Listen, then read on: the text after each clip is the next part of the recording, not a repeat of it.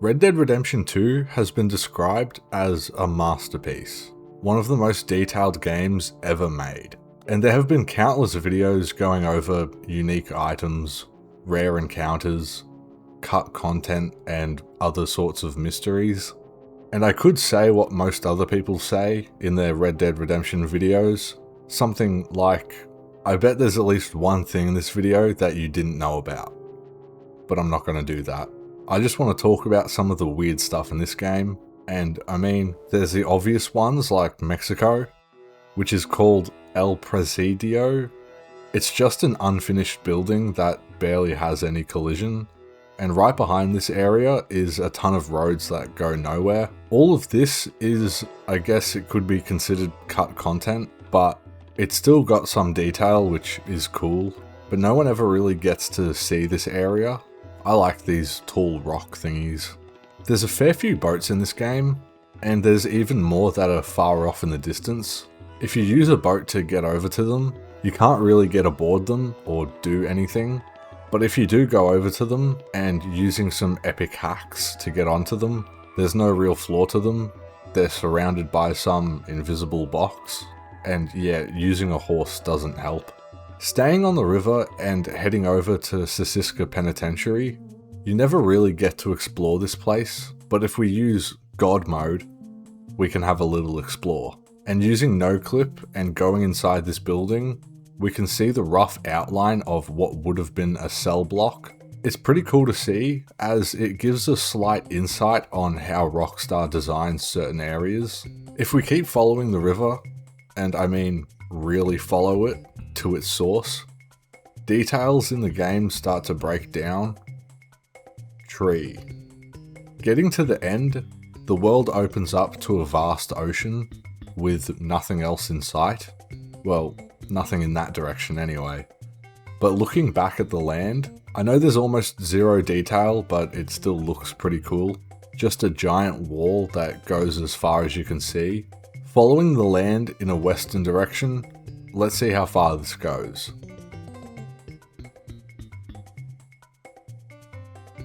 So yeah, it goes pretty far. But now we have reached the corner of the world. This is the northwest corner, so if we go to the southeastern corner, it's kind of the exact same, except just different textures. While we're looking at areas you can't actually get to without hacking, let's go to Guarma.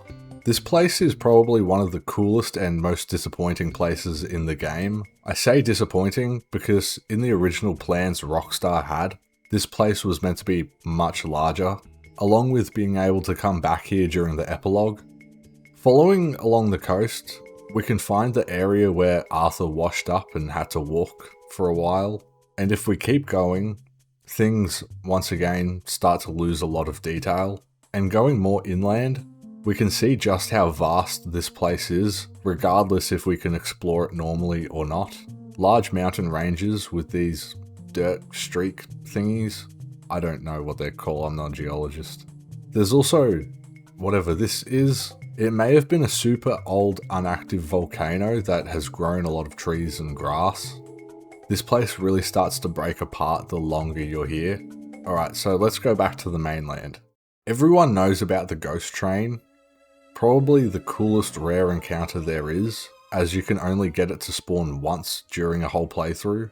It also looks insanely cool. And there's another ghost over here, Agnes Dowd. This one's fairly well known, and there's some sad backstory behind her, but it's only going to get a lot worse for her, as you can actually kill her by throwing a tomahawk at her, and then you can go see her up close. Speaking of backstories, all the way over in New Austin, specifically in Armadillo, it's a town infested with cholera. Everyone's sick, people are burning dead bodies, so we should probably head inside. Going into the shop, it's a nice little store, but there's an interesting picture behind the cashier. Everybody knows about this guy, the Strange Man.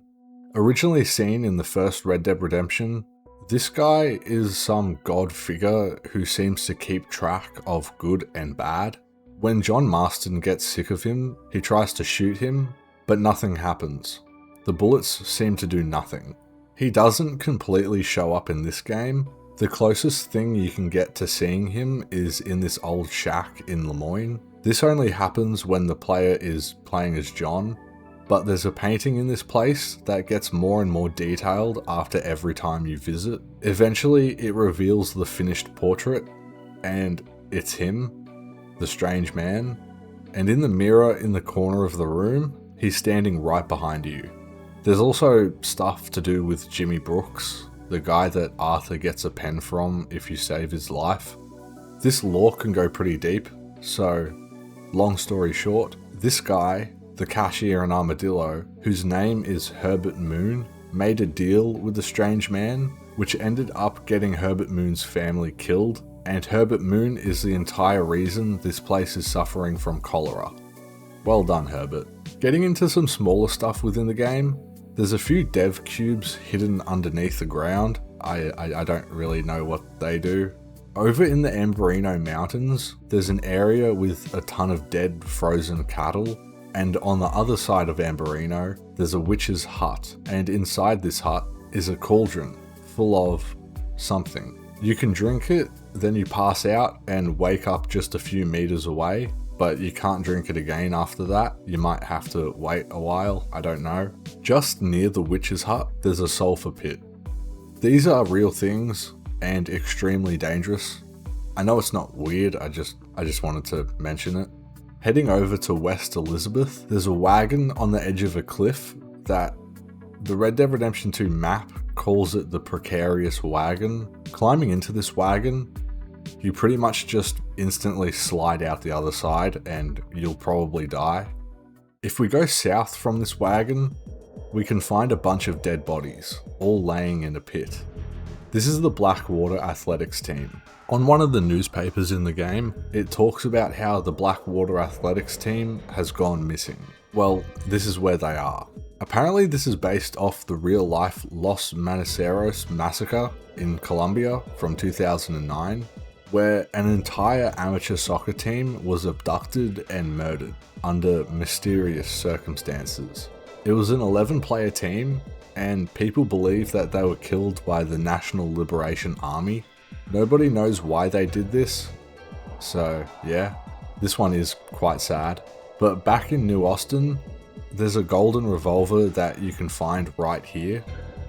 Inside this small hole in the rocks, there's a chest you can find with the golden gun inside of it, along with, yeah, just take that and that one, and might as well take another one. So yeah, the golden gun's in there too.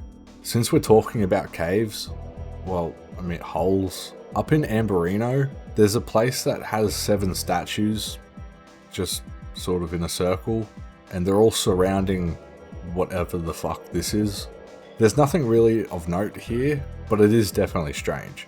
Another cave that you probably know of, I didn't until, you know, this, but right here on the map, there's a cave you can go in that has a gold stream of some contaminated water, I guess. Within the cave, there's paintings of buffaloes and other animals on the wall, and going this way and crawling through here, hopefully you have a lantern because it's pitch black. There's not much in here, but apparently this cave has something to do with like gold bars that you can find, but yeah, I couldn't find it. Following this dark passage, you'll end up going through a waterfall that leads to the outside. There's a ton of free roam games out there, but a lot of them don't actually include much cave stuff, and even if they do, they're pretty small. It would be really cool if GTA 6 had some kind of actual cave system, not just one cave here and one cave there, but I mean like caves connecting to each other across the entire map. Now that we're outside, let's go nearby to Butcher's Creek. During the day, it's pretty nice. There's this banjo player over here who seems to be based off this guy. This is a real photo of a person with an extremely deformed neck. Apparently this can happen because of an iodine deficiency. There's also this guy cutting meat. It's not weird or strange, but it's just the small amount of detail this game has is insane. They telling me to hit you. We'll burn you with the leaves. Hit like my But if you're at Butcher's Creek at night and come over here to this random rundown shack, between 4 and 5 AM, a glowing pentagram will appear underneath it. It's pretty hard to see the whole thing, and if you kill a goat in or near the shack,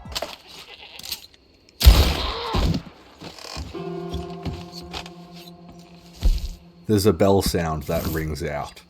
So that's very spooky.